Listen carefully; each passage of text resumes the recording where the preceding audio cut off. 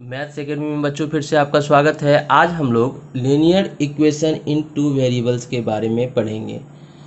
तो इस चैप्टर को स्टार्ट करने से पहले हम लोग कुछ बेसिक जानकारी इसके बारे में ले लें। या पिछले कक्षाओं में हम लोगों ने पढ़ा था linear equation in one variable. तो वन वेरिएबल में क्या होता है बच्चों, सबसे पहले ये हम लोग जान लें, तब इस चैप्टर को हम लोग आगे कंटिन्यू करेंगे। वन वेरिएबल में क्या होता है, सबसे पहले वेरिएबल टर्म को समझना होगा कि वेरिएबल टर्म्स कौन सा होता है और कांस्टेंट टर्म्स कौन सा होता है। तो variable terms and constant terms. Variable terms क्या होता है, कांस्टेंट टर्म्स क्या होता है।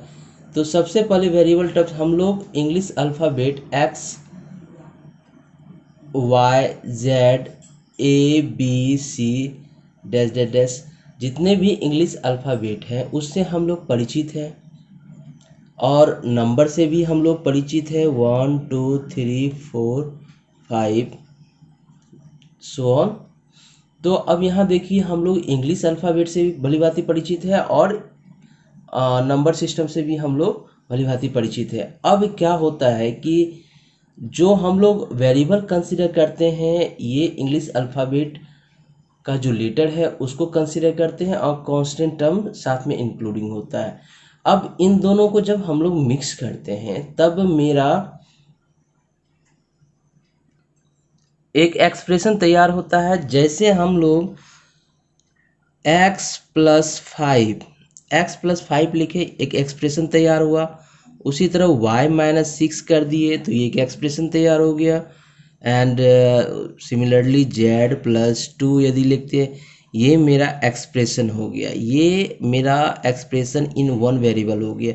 अच्छा, मैं वन वेरिएबल और टू वेरिएबल का बात कर रहा हूँ, जिस एक्सप्रेशन में केवल एक ही वेरिएबल टर्म्स हो। जैसे ये x एक ही वेरिएबल है, उसी तरह यहाँ पे एक y वेरिएबल है, z वेरिएबल है।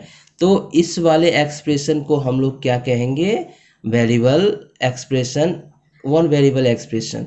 तो अब इसको यदि हम लोग लिख दें इक्वेशन के फॉर्म में, जैसे x+5 equal to 3, that means x में 5 ऐड करते हैं तो मेरा रिजल्ट 3 आता है। तो x का वैल्यू कौन सा होगा, ये हम लोग ये इससे फाइंड कर सकते हैं। x का वैल्यू क्या हो जाएगा, 3 माइनस 5 को उठाकर राइट साइड ले जाएंगे तो क्या हो जाएगा, 5 हो गया ये। तो डेट मीन्स 3 में से 5 माइनस होगा, -2 हो गया ये वैल्यू। x का वैल्यू यदि -2 हो तब ये मेरा इक्वेशन सेटिस्फाई होगा। तो उसी तरह हम लोग यहाँ y-6 एक्सप्रेशन को भी हम इक्वेशन के फॉर्म में कंसीडर कर ली, मान लेते हैं 0 है। तो y के किस वैल्यू पर ये पूरा एक्सप्रेशन का रिजल्ट क्या आएगा, 0 आएगा। तो इसे फाइंड करने का क्या तरीका है, y को जिसे भी फाइंड करना होता है उसे लेफ्ट साइड ही रहने देते हैं और बाकी सारे टर्म्स को उठा के राइट साइड ले जाते हैं। तो यहाँ y इक्वल्स क्या हो जाएगा, इसको उठाकर राइट साइड ले गए तो क्या हो गया, ये 6 हो गया। 0 + 6 डेट मीन 6 हो गया।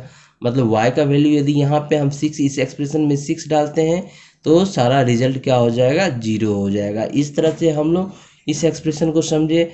उसी तरह एक और एग्जाम्पल को हम लोग देख लेते हैं। मान लेते हैं यहाँ 4 है, ठीक है। तो z में हम क्या ऐड करेंगे कि वैल्यू मेरा, इस एक्सप्रेशन में हम z का किस वैल्यू से रिजल्ट जो है वो 4 होगा। तो डेट मीन्स हम यहाँ क्या करते हैं, z को लेफ्ट साइड ही रहने देते हैं, 2 को उठाकर राइट साइड ले जाते हैं। तो 4 - 2 हो जाएगा, ये हो गया 2। z के 2 वैल्यू पर इस एक्सप्रेशन का रिजल्ट जो है 4 आएगा। तो इस तरह से हम लोगों ने देखा कि linear equation in one variable जो है कैसे हम लोग फाइंड करते हैं। ये सारा डिटेल हम लोग पिछले कक्षाओं में पढ़ चुके हैं।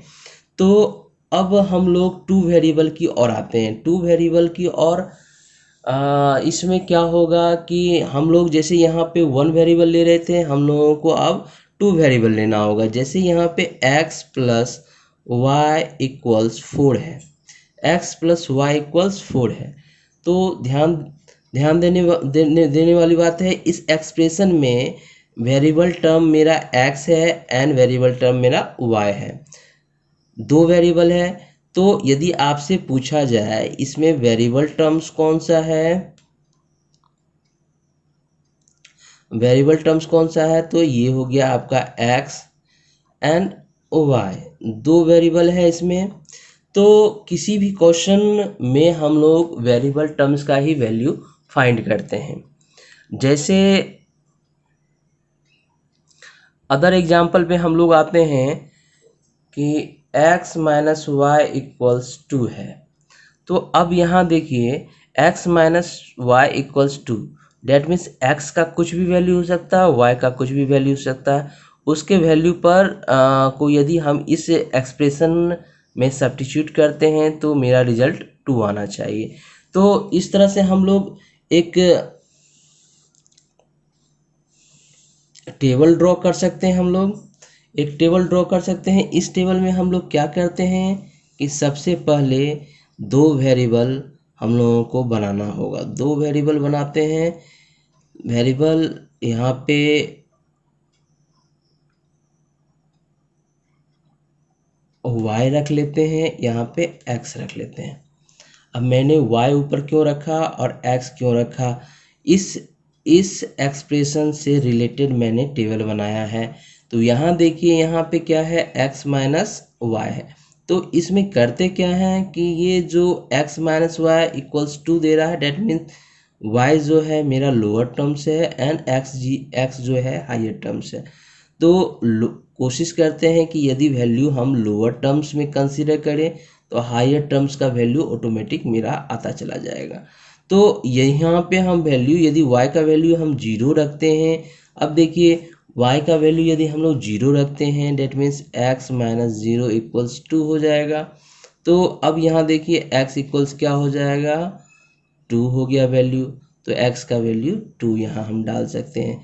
उसी तरह हम लोग आते हैं, यदि y का वैल्यू हम लोग 1 डालें, 1 रखें, तो ये इस एक्सप्रेशन की ओर देखिएगा, हम रख रहे हैं x minus 1 equals 2, that means x equals 2 plus 1 3 and तो अब x का वैल्यू हम लोग क्या करते हैं, देखिए यहाँ पे क्या हुआ, x का वैल्यू 3 आ गया, 3 डाल दिया मैंने। अब यहाँ देखिए x का वैल्यू, y का वैल्यू यदि 2 रखते हैं तो उस कंडीशन में क्या होता है, x माइनस 2 इक्वल्स 2, तो x इक्वल्स क्या होगा, 2 प्लस 2, डेट मीन्स 4 हो जाएगा, ये वैल्यू 4 हो गया। तो सिमिलरली इसी तरह हम लोग फाइंड कर सकते हैं वैल्यू को। तो इस तरह से हम लोगों ने देखा कि एक टेबल हम लोग इससे क्रिएट कर सकते हैं, यदि कोई भी एक इक्वेशन दिया हुआ हो, यदि उसी तरह यदि कोई भी इक्वेशन जैसे x प्लस 2y इक्वल्स 8 दिया हुआ है, x प्लस 2y इक्वल्स 8 दिया हुआ हो, तो अब इस एक्सप्रेशन को ये दूसरा नंबर मैं कर देता हूँ, इसे मैं पहला नंबर कर देता हूँ। इस एक्सप्रेशन को टेबल के फॉर्म में कैसे हम लोग लिखेंगे, यहाँ देखिए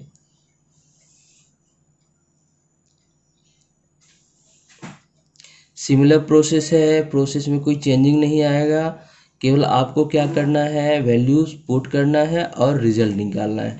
जैसे यहाँ मैंने 2 ले लिया, यहाँ पे x ले लिया। अब y का वैल्यू यदि हम लोग 0 रखते हैं तो यहाँ देखिए इस एक एक्सप्रेशन में y का वैल्यू 0, तो x प्लस 0 इक्वल्स 8 हो गया। तो इस कंडीशन में x का वैल्यू क्या हो जाएगा, 8 हो जाएगा। अब y का वैल्यू यदि 1 रखते हैं, y का वैल्यू यदि 1 रखते हैं, तब देखिए क्या होता है, x प्लस यहाँ 1 रखने पर क्या हो जाएगा, 2 इंटू 1 2 हो जाएगा, प्लस इक्वल्स 8। अब x इक्वल्स क्या होगा, 8 माइनस 2, डेट मीन्स 6 हो जाएगा ये वैल्यू। अब हम लोग बढ़ते हैं आगे की ओर।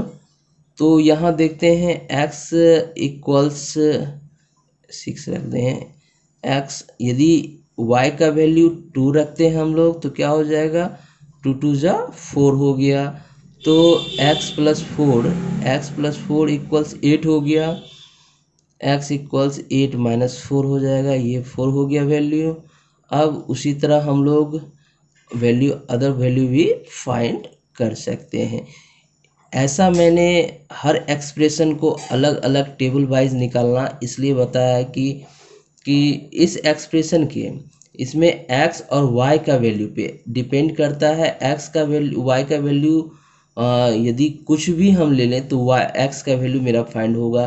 सिमिलरली यदि हम इसी को रिवर्स कर लें तो x ऊपर कर देते हैं, y नीचे कर लेते हैं, तो उस कंडीशन में भी x के इन्फिनिटी वैल्यू पे y का इन्फिनिटी वैल्यू आएगा।